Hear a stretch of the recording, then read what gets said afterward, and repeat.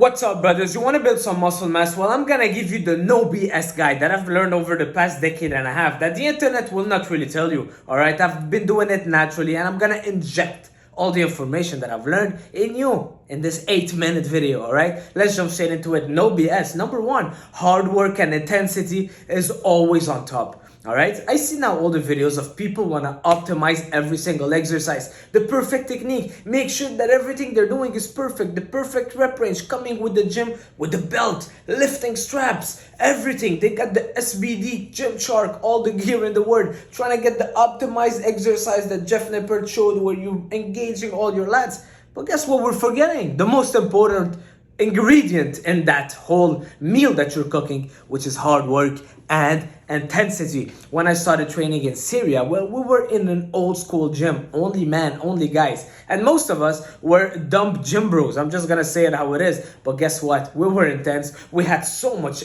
anger because we were living in the war. So all we were looking forward to is going to the gym, sit on that bench press and spam the freaking bench press. Just bench as much as you can, all right? Destroying yourself, but not really in the bad way where you're getting injured, but just kind of like a prisoner style workout. You see, prisoners, they're not really calculating the orbit and the angle of every exercise, and they're not forgetting that the most important thing is really putting the hard work in. All right, optimization comes right after, well, a lot after.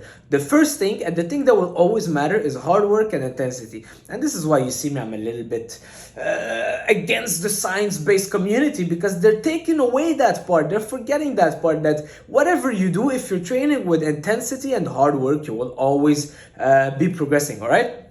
Of course, I'm not saying get injured and cheat, but cheating a little bit on your biceps curl is not the end of the world, especially if you're controlling the way down. You know what I mean? Like, look at Arnold, how they used to train. Do you think that everything was optimized? Not really. But the intensity and the hard work is always on top, and this is what always win. All right? So like I said, I was training in Syria. It was like a gym bro, only guys, only free weights.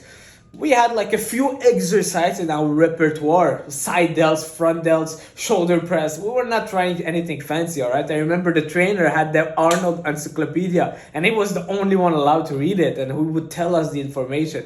It was so funny, but guess what? We were so dumb and retarded that it worked, because we were just like, okay, 8 to 12. I'm gonna do it. I'm gonna do it. Bench press for big chest. I'm just gonna do it. Kind of gotta be retarded a bit with intensity. All right. So that would work for us. And if you take two people, one that is a science-based lifter nerd that knows everything, comes with the straps, come with his tripod, come with the perfect Keenan flap exercise, and you take another guy that is a little bit retarded, but hey, he's gonna do as much pull-ups as he can up until he drops off the bar. All right. Who's gonna get better results? Just think about it. Who do you want on your team? Who do you want on your team? I'm taking the soldier style guy that is training with intensity and hard work. And I'm not saying science-based lifters don't train with intensity. I'm not coming at them. It just came out like that. I wasn't even planning of saying that. But it's just, don't optimize everything to the price of removing hard work.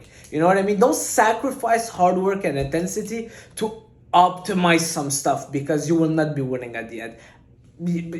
That's my opinion. Okay, if you hate what I'm saying, comment down below. So that's number one. Number two, nutrition is 100%. When I started training, people would say, well, you know what? Just train hard and eat whatever you want. Guess what? I got fat. I started looking like a fridge. Seriously, I started becoming super bulky, super fat. Yes, I was strong. And I was thinking, well, you know what? I'm benching 3 plates, or I'm deadlifting 4 plates, or I'm squatting so heavy. I'm training like crazy. I'm lifting heavy weights. I'm going to burn everything, so I'm going to go to the McDonald's. Guess what? You're maybe burning 500 calories in your session if you're lucky. What is that? 1 Big Mac sandwich? You know what I mean? A lot of people will just train hard but then start eating whatever, and they will not take their nutrition seriously, and they will be kind of forever bulking and eating fast food and ice cream. But this is ruining your gains, it's stressing your body, and it's not helping you. All right, so especially for young guys, I see it all the time. People that start lifting and they eat whatever they want. Maybe when you're young, your metabolism is a little bit faster, but get that nutrition on point. And something that I made as a mistake, I regret so much, is not taking my nutrition seriously up until people were calling me fat. I was really like at least 25% body fat. I was obese, seriously. But guess what? I used to deadlift a lot. Who cares? Okay, I didn't care. Well, I used to care because that was my ego saying, yeah, well, I'm fat, but I lift more than you. But at the end of the day, that's not bodybuilding, all right? So take your nutrition seriously, and it's not only 50%, it's 100%, all right? What you put in your body will help you lift better weight, okay? So remember that it's fuel that you're putting in your car, so put good quality fuel. And that's one of my big mistakes, is not taking that nutrition seriously. So for everybody out there listening, get your diet on point, because trust me, it will skyrocket your gains at the gym. Number 3, supplements are not needed. They're not needed. When I started training in Syria, we used to see someone drinking protein powders, and me and my friends would say, hey, he's cheating. That's why his biceps are so big. He takes protein powder. Oh, this guy takes BCAA. Of course, he's doing bench so heavy. Guys, well, that's just to show you our mindset. We were a little bit ignorant in terms of supplements, but guess what? I had 0 supplements. If anything, it was helping me eat a little more of the good food, and I grew a lot without any supplements. I came here to Canada, I see everybody with a shaker bottle with the pink juice, drinking it, BCAA, EAA, and I fell into that trap. I started going at that supplement store as if it was my drug dealer, giving him $300 every single month. He was so happy to see me buying all the supplements, up until the time that I realized that most of the supplements are complete BS and they are useless. They're called supplement for a reason. You supplement, it's gonna give you maybe 1-2%. The only one that I believe that will make a change, honestly, I used to be like creatine, but now I would even say, even if you take no supplements but your food is on point and your training and your recovery, you're not missing out much. You're not missing out much. I take creatine just because I'm a paranoid guy, that if I don't take creatine, I'll be like, oh, I'm losing, I gotta take it. I think it's just a placebo for me at this point. I don't even know if it does much. Like, I'm just being real. I know all the studies. Like, don't come to me with jumping studies and this. There's study for everything, and every study is financed by some people. Studies are expensive to make, so it might be the creatine company study.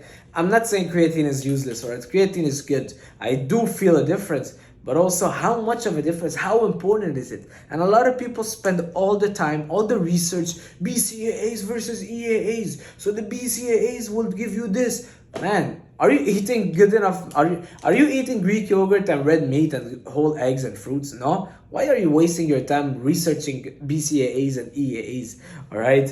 Fat burner, the best fat burner. Bro, why are you eating pizza but you want to research the best fat burner, you know? Supplements are not needed. If anything, they'll give you 5% boost, which is at max.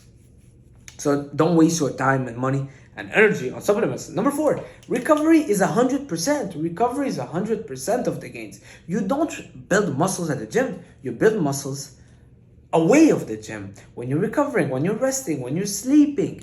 All right, so guys, you gotta understand that when I started training, I was 18 years old. I used to train hard, work a physical job, barely sleep, wake up, have a lot of coffee in the morning without even sleeping, energy drinks, and I'm like, oh, I don't need to recover. I'm strong. I'm gonna fight through it. Stress in my body, not sleeping, sleep deprived. But guess what? It catches up to you, and it's as important as lifting weights. So if you're taking your gym seriously, take your recovery seriously as well, and trust me, you will be super happy very fast. It doesn't take so long from someone that doesn't sleep a lot to improving your sleep for 1 day. I'm not even gonna say 5 days. I wasn't sleeping well for 3 days. I started getting depressed. I had a good night's sleep yesterday. I wake up, it's the best day ever. I had the greatest session ever. All right, so fix your sleep and don't neglect it. Don't think that because I'm telling you, because I'm 30 years old and you're 20, you might hear, oh, he's talking about sleep. Yeah, he's an old guy.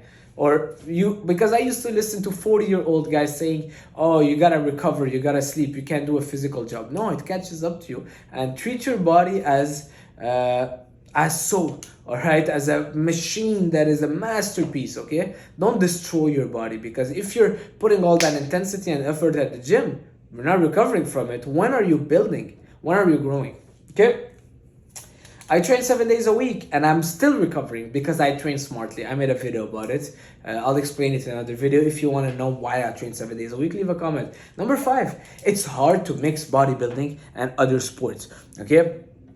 I'm very good at sports, especially ball, basketball, soccer, football, ping pong, tennis, what is it called, kickboxing. I was very good at kickboxing, but I had to give everything up for bodybuilding because bodybuilding is a sport that will take everything. All right, you can't be doing bodybuilding and playing tennis at the same time, and that's something that I had to learn the hard way because of injuries. All right, you had a crazy leg session, go play a little bit of football, your legs are tight, your tendons, your muscles are super tight and sore. It's not ideal, all right? The risk of injury gets higher. It's gonna impact your lift for tomorrow. It's gonna overstress your nervous system. It just doesn't go together. If you want to be bodybuilding and optimizing your gains at the gym, the reality is it's gonna be very hard for you to mix it with another sport, all right? Number 6, never drift away from the basics, and the basics have to always be present in your life. And I'm not saying that in your program. The basics, which are the bench press, the squat, the overhead press, the barbell rows, the basic things, that the compound lifts that have been working for so long. Also in terms of dieting, the eggs, the yogurt, the steak, the chicken, the rice, the potatoes. Those are the basics that every time you drift away from, I'm talking about my own experience, okay? I was prepping for a bodybuilding show, okay? I'm not blaming anybody, okay? I was prepping for my bodybuilding show and I started want to follow a certain process, okay? So I'm like, that bodybuilding style, coaching, all of that program takes away a lot of those compound lifts. And so instead of doing the barbell back squat, I gotta do the hack squat, and then I gotta do the single leg extension and all that kind of time under tension bodybuilding style without keeping those compound lifts in. And I was pushing intense, I was going really crazy on them, but my legs just were shrinking. Same thing for the bench press. I took away the bench press, even though I was pushing a lot on the machine flat press. I was just not getting the same results, all right? They're called the basics because they are important, the way they stimulate your nervous system positively, especially as a natural, all right? So drifting away from the basics always got back to me, and I'm like, okay, I gotta get back to the basics. I'm losing some size on my lats. Okay, gotta get back to those pull-ups and barbell rows, because doing that single arm machine, even though I'm feeling it a lot, I'm just not getting that growth from it, all right? Same thing with the food. I've tried to go vegan. I've tried to go vegetarian. I've tried to lower my protein. I've tried like a lot of the stuff. And every single time I go back to the basics that our ancestors have been eating for years and years, which is your eggs, your steak, rice, potatoes, yogurts, fruits. Not reinventing the wheel in any shape or form, all right? And I'm not saying stay old school and don't progress, but keep the basics there and keep progressing on them. Make it the foundation of the building you're trying to build. Don't make the basics as a little plus, okay? Because if your whole leg workout is leg extension, leg curl on the machine, a little bit of leg press, and I don't know, the hip abductors, you're just gonna not grow as much, okay? Might work for someone enhanced, but you're natural, you need those compound lifts and the basics. And the more I was drifting away from them, the more I was shrinking, okay? Number 7, bulking over 18% is counterproductive and not beneficial. I see a lot of people, I'm in my bulking phase, and they're trying to just bulk and gain some weight. But guess what? When you're over 18%, you're not even in a good state to build muscle mass. You're just getting fatter and not stronger. You're not building any more muscle. Your weight on the scale is increasing, but you're not getting any stronger. It's all gonna be fat that you'll have to lose on eventually. All right, your testosterone levels drop down when you're over 20% body fat, because all the stress you put in your body. Testosterone converts to estrogen. So your main hormone that helps you build muscle converts to estrogen, which is the female hormone. That's why we see a lot of people with man boobs, all right, the love handles. You're messing up your hormones over bulking. And bulking, in my opinion, over 18% is one of the worst, over 20%. One of the worst things you can do as a bodybuilder. I see a lot of guys at the gym, oh yeah, I'm big, I'm benching 3 plate. Okay, take off your shirt, let me see how you look. Let me see that that waist. All right, all you have is man boobs falling down and you got that love handle. Is that bodybuilding? Is that healthy? I think we should look good year round. There's no point. I don't believe in the way that we shouldn't look good year round. Football players are good at their craft year round, right? A ping pong player is good year round. Do you see him being like, oh, this is 3 months where I'm gonna be very bad at ping pong, but I'm working on my jump or whatever it is? No.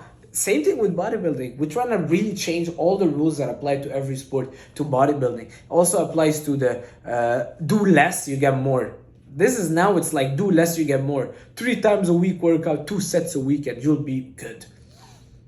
No, every sport, like baseball, the more you do, the better it is. The more you train, the better it is. I'm not saying stay 8 hours in the gym, but if you can do 5 sets, with proper intensity, with proper technique, and you're able to recover from it, it's better than 4 sets, okay? So bulking, over 18%, why are you doing it? Lean down, get your body in a healthy state, where I believe for every natural would be around 14-15%. A lot of people that are naturally shredded, maybe a little bit less, but that's where your hormones are at their peak, let's say, to absorb all the good food. Your insulin sensitivity is at its best, where you're able to shoot those nutrients in the muscle. Your muscle are opening the doors to the food, and your body is just flowing in that good positive cycle, and you're growing, you're getting stronger, you're not depriving yourself of food, you're not so lean where your testosterone is low. Because when you're super lean, I was under 10% for my bodybuilding show. I wasn't even able to get a boner. All right, I got a girl over, couldn't even get a boner because my testosterone was so low. So being too lean, no good. Being too much on the 18% and up, not so good. Stay in that 15% range. Trust me, you will take yourself. You will feel a lot better. All right, moving on. Gains slow down. Gains slow down, man. If you think that gains will keep going up as a beginner gains, I see a lot of newbies. They text me after 2 months of training. They're like, you've been training for 14 years. I can do better, man. I've been training for 2 months and I've already gained this amount of muscle. Imagine in 2 years and 3 years and 14 years. Well, sorry to break it to you. Your gains are gonna do this and then this. All right, it's a slow and steady after the beginner games. After 4 years, man. After 4 years, it's gonna slow down. All right, but it's never gonna stop. But this is why we say someone is almost at peak natty, because after those beginner years, you will get a lot of gains. I'm not saying it's gonna slow down, but it's gonna be so much slower that you can reach maybe 10 years in where your body weight is a little bit similar than your height and your body fat percentage is pretty under control. Then you might be, I'm getting close to that peak natty state. And this is what you want, all right? It's not gonna keep going. So you gotta accept the fact that the gains will slow down, and don't be frustrated about it. Because a lot of people, they don't anticipate it. 3 years in, gains are slowing down. Okay, SARMs, PEDs, let me take a cycle of this, a cycle of that, peptides. Bro, it's normal it slows down. It's absolutely normal. Keep going, keep doing your best, stick to the basics, and with time, you will keep progressing. A lot of people will take PEDs 2 years in, 3 years in, boom. Once they stop, they go back lower than what they started, all right? I don't encourage people taking PEDs just because I'm enjoying it so much. Maybe I'm just crazy bodybuilder that loves bodybuilding and I'm so passionate about it. That's what I wake up looking forward to every day. But I don't want this taken away from me in a point where if I take something and I start driving a Lamborghini, going back to driving a Toyota, you're not gonna feel good anymore. All right, so I'm gonna be that analogy, but it's like being enhanced. And for me, it's really the dependency on PEDs. It's not really the health concerns, because a lot of people can be a lot healthier on PEDs because they are optimizing their hormones. It's really, for me, the dependency. I don't want to be dependent to anything. I want to feel like all I'm doing is thanks to me. I don't know if someone relates to that. If you do, just keep it in the comment. But I don't want to be like even I was taking a test booster and I stopped it because I don't want to go to the gym and be like, oh, it's thanks to the taste booster, I had a good workout. So now in the back of my mind, even if I travel to Spain, I need to have that taste booster. You know what I mean? I'm setting myself up for failure if I think like that. Same thing with PEDs. I want to be just kind of independent. Yes, I do drink coffee and I eat food and I eat my toast and cream of rice in the morning, but it's not things that are creating a dependency in a way where if I don't have my coffee, big deal. I'll have an espresso in a Spanish shop. You know what I mean? So Moving on, it's an isolating word. That was the last point. It's an isolating word. It's a selfish word. It's a word where nobody will kind of give you a lot of time, and you're not gonna get that brotherhood. People think that, yeah, I'll go to the gym, I'll get that gym bro, and yeah, we're gonna hang out and eat some good food. At least where I am, some people text me, tell me it's the gym you're at is bad. I do understand and I do agree, my gym is not the best, but in terms of bodybuilding, it's a very selfish word. Unless I'm like in LA or Texas or Florida or in those big hubs of fitness. But aside of that, I really feel like it's a selfish word. It's a very isolating lifestyle, and a lot of people that are not into that life, they will not understand. Someone was inviting me like for the weekend and wanted to go eat together, but in my mind it's like, bro, I can't go eat with you this junk food, because then I'm so strict to my routine that it's not my cheat meal time, and then if I do it, it might open the door to do a bit more. It's like, I don't know, man, how to explain it. It's just, you just want to stick to your routine so much, which is unhealthy, because then you're closing down a lot of doors. But at the same time, you can't go out partying and having a beer with the boys, because if you're really serious about optimizing your gains at the gym. But at the same time, is it really messing me up? I don't even know. Maybe it's just my mind that is a little bit too much of an extremist. But me, if I would have like a beer, I would be over. I mean, I don't even drink, but let's say if I have an ice cream, I would like, I don't know, I would want to do more. But that's not just the way of. It's not a good way of seeing it. It is a little bit isolating, but guess what? We can change it. That was my last point, but I want to change it because I believe it's possible to have a good community even in fitness. That's pretty much it for this video. Hopefully you learned one thing. Guys, please, all I ask is you comment, you leave a like, you comment. And by the way, on my website, I'm offering programs, diet plans, training plans. If you need coaching, hit me up, man. Let's get you in your best shape. Let's get you. I mean, if you're watching this video, you probably know a lot already, but if you need some more guidance, let me know. Go to my website, programs, or one-on-one coaching. See you soon. Ciao.